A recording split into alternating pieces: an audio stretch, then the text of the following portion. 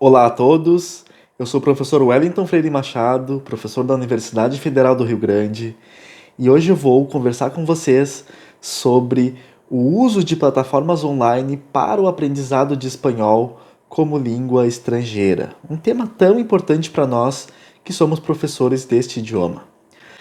Em um primeiro momento, eu gostaria de salientar que quando eu me refiro a plataformas para o aprendizado de espanhol, eu não estou falando daquelas plataformas especificamente desenhadas para o aprendizado de línguas. Como vocês podem ver, existem muitas plataformas assim disponíveis, algumas pagas, algumas com um período de experimentação gratuito, mas não é disso que eu quero falar hoje.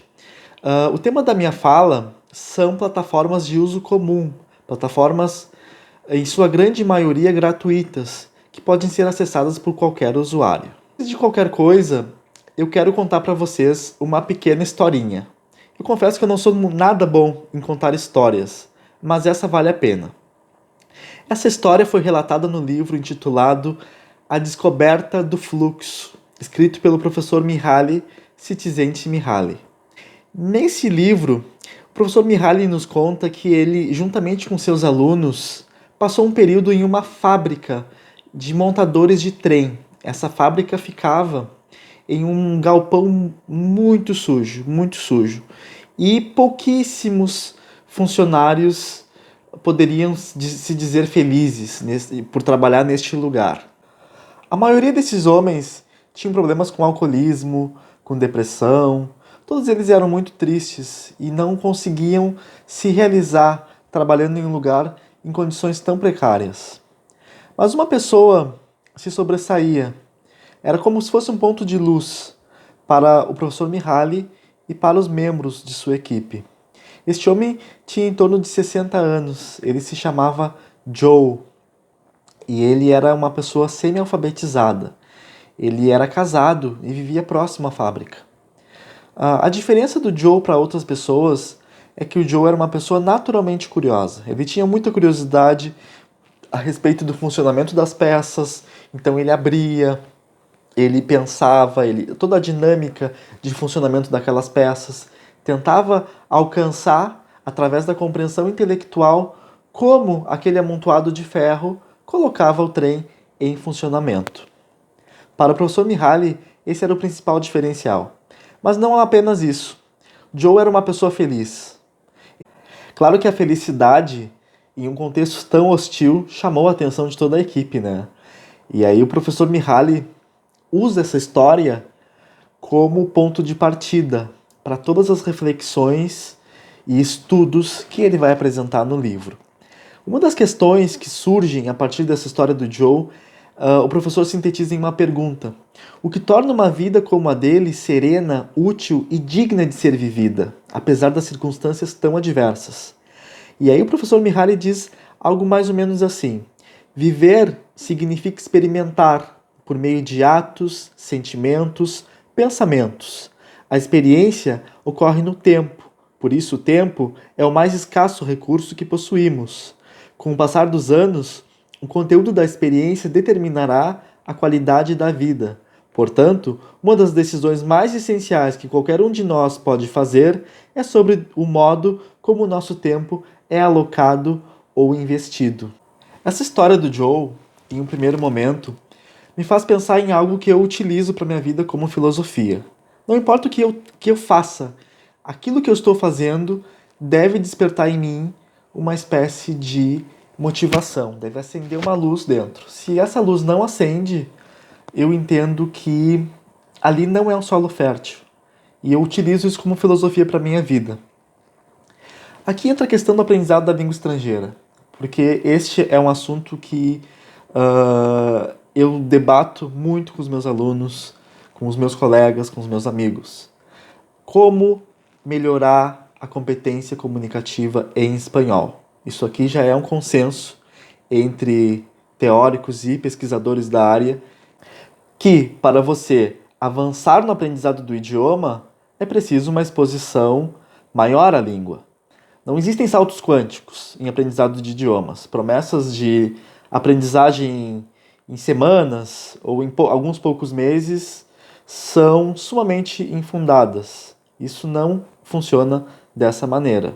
O trabalho é um trabalho gradual e é preciso colocar peça por peça, tá? Por isso que sempre quando a gente conversa com os estudantes sobre como aumentar essa exposição, a gente sugere que se acrescente a língua no cotidiano, que não seja a sala de aula o único ponto de encontro com a língua. Então, pessoal, de acordo com o Serviço Estrangeiro dos Estados Unidos, para um anglo-falante conseguir atingir um nível comunicativo razoável em espanhol, ele precisa de pelo menos 700 horas de exposição à língua. Acredito que no caso do português seja um pouco menos, se a gente considerar que o português e o espanhol são línguas que pertencem ao mesmo tronco latino. Agora, a gente já sabe que precisamos aumentar a exposição da língua para conseguir algum avanço na nossa interlíngua e também sabemos que precisamos encontrar, no mínimo, um certo prazer ao estudar o idioma. Essas duas variáveis nos levam ao conceito de fluxo, teorizado pelo professor Mihaly Csikszentmihalyi. Mas o que é o fluxo? Em linhas muito gerais, o fluxo é aquele estado máximo de concentração que a gente alcança quando desenvolve certas tarefas. Geralmente são tarefas que a gente gosta muito e que nos deixam sumamente focados naquilo que estamos fazendo. Vejam o gráfico que eu vou colocar aqui ao lado e percebam que o fluxo ele é uma combinação de habilidades e desafios. Para alcançar o fluxo, você precisa ter habilidades altas e desafios altos também. Por exemplo, se você tem habilidades baixas e desafios altos, você consegue alcançar o estado de ansiedade, que não é nada bom. Já sabemos que isso não nos traz nenhum benefício. Pelo contrário, se as habilidades são baixas e os desafios são baixos, nos tornamos apáticos. Então, qual é a grande chave para o professor Mihaly? É a gente trabalhar para que se aumente a habilidade na medida em que os desafios também aumentem. Somente assim a gente consegue alcançar o estado de fluxo. O fluxo, para o professor Mihaly, é a descoberta da felicidade. Quando você entra em fluxo, você está exercendo aquilo que o faz feliz, que o faz se sentir realizado, que é aquela sensação que ele detectou no Joe, naquela vida que, apesar de todas as limitações, era uma vida muito feliz, porque o Joe concentrava, focava no fluxo e alcançava este estado, tá bem? Essa é uma teoria do âmbito da psicologia, mas que eu acredito que pode nos ajudar muitíssimo no aprendizado de línguas estrangeiras, sobretudo quando a gente pensa que para aumentar a exposição, a gente tem que fazer coisas que a gente minimamente gosta. E aqui entra o tema das plataformas.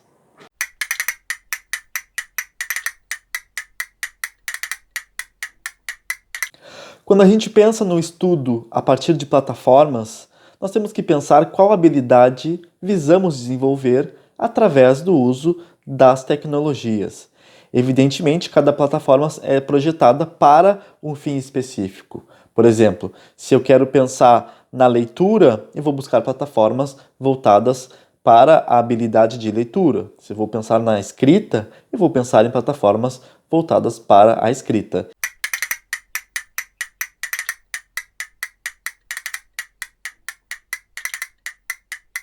Em relação à competência leitora, podemos utilizar jornais de diversos países do mundo em língua espanhola. São dezenas, centenas deles. A oferta no mundo virtual é muito ampla. Grande parte desses jornais são gratuitos. Eu vou citar alguns aqui e vocês podem buscar outros depois, como por exemplo o El País, da Espanha, o ABC Color, do Paraguai, o El Clarín, da Argentina, a CNN em espanhol, voltada para o público latino dos Estados Unidos e da própria América Latina. Então opções não faltam, basta a gente se situar e buscar quais os veículos de informação que estão disponíveis. Uma outra opção também utilizada para desenvolver a competência leitora, e aqui a competência leitora imagética, pictórica, é o Pinterest. O Pinterest é uma plataforma online disponível também em Android, através de aplicativo. Você pode baixar o aplicativo e ali selecionar os seus interesses. Por exemplo, eu sou uma pessoa que tem um interesse em culinária, então eu vou ter acesso a receitas em língua espanhola. Essas receitas chegam diretamente na minha interface do aplicativo. Ali você pode trabalhar questões de vocabulário, questão da diversidade de nomes, questões de gírias e outras propriedades muito específicas ao universo da culinária. O mesmo pode ser feito para qualquer outro tema que o sujeito tenha interesse. Por exemplo, astrologia, música, cinema, cultura geral, futebol e por aí vai. Última sugestão em relação a essa competência seria o próprio Facebook, que é uma rede muito utilizada no mundo. Acredito que seja a maior rede social que temos disponível no momento. E no Facebook, assim como temos memes em português, também existem memes em espanhol. Então a minha sugestão, vou dar 2 sugestões de páginas de memes. A primeira delas é um site argentino chamado La Gente Anda Diciendo, que tem uma página de memes no Facebook e no Instagram. Então o La Gente Anda Diciendo diz respeito a pessoas que escutaram falantes da língua proferindo alguns enunciados engraçados. Estes enunciados são reportados ao moderador da página, que posta diariamente cada uma das contribuições dos usuários. Outra página bastante engraçada é o Meme Ricanitos. O Meme Ricanitos é uma página mexicana, como o próprio nome já diz, e nos traz memes semanais sobre a política mexicana, sobre a sociedade mexicana de modo geral e também sobre a visão dos mexicanos a respeito do mundo.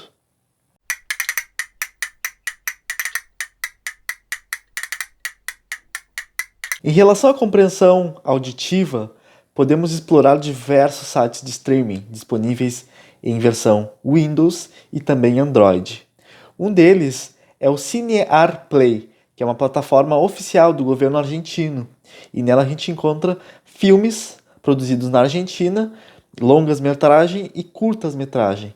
Esses filmes estão disponíveis gratuitamente para usuários de todo o mundo. É uma plataforma 100% gratuita, financiada pelo poder público daquele país. Uma outra opção é o TEDx. O TEDx é uma plataforma que existe em diversos idiomas, como a língua inglesa, a língua portuguesa e a língua espanhola. O YouTube, plataforma pioneira na divulgação de vídeos online, também é uma excelente opção para buscar conteúdos em língua espanhola.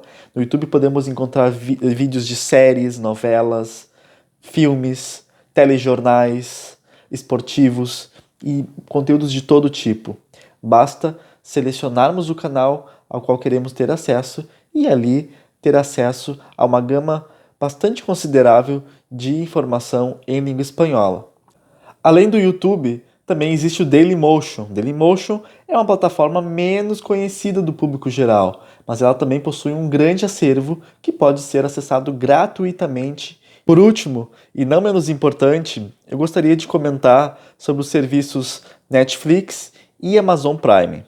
Essas 2 empresas oferecem conteúdo autêntico, ou seja, produzido pela própria empresa, disponível em diversos idiomas. O conteúdo em língua espanhola, tanto na Netflix como no Amazon Prime, é bastante significativo.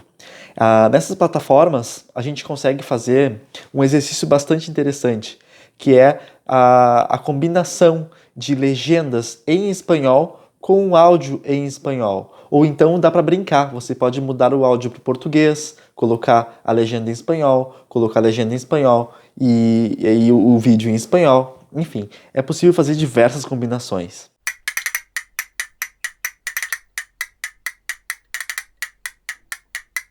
Uma outra ferramenta é o Speak. O Speak é uma plataforma que coloca falantes nativos em contato. Por exemplo, pensemos em um hispano-falante que está aprendendo português.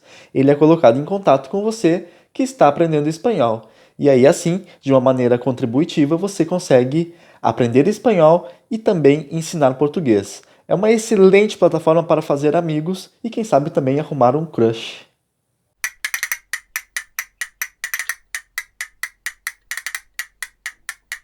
Em relação à leitura e à escrita, eu sugiro duas redes. A primeira se chama Reddit.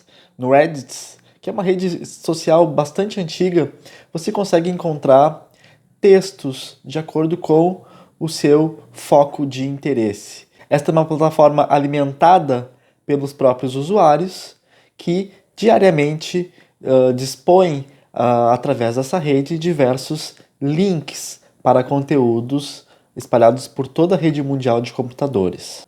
A segunda plataforma é o Wattpad. O Wattpad foi feito para quem gosta de escrever e ler ficção. É possível encontrar diversos textos em língua espanhola produzidos pelos próprios usuários da plataforma e retroalimentados diariamente. Ou seja, além de ler conteúdo original, você também pode buscar escrever e alimentar o seu público com as suas próprias ficções.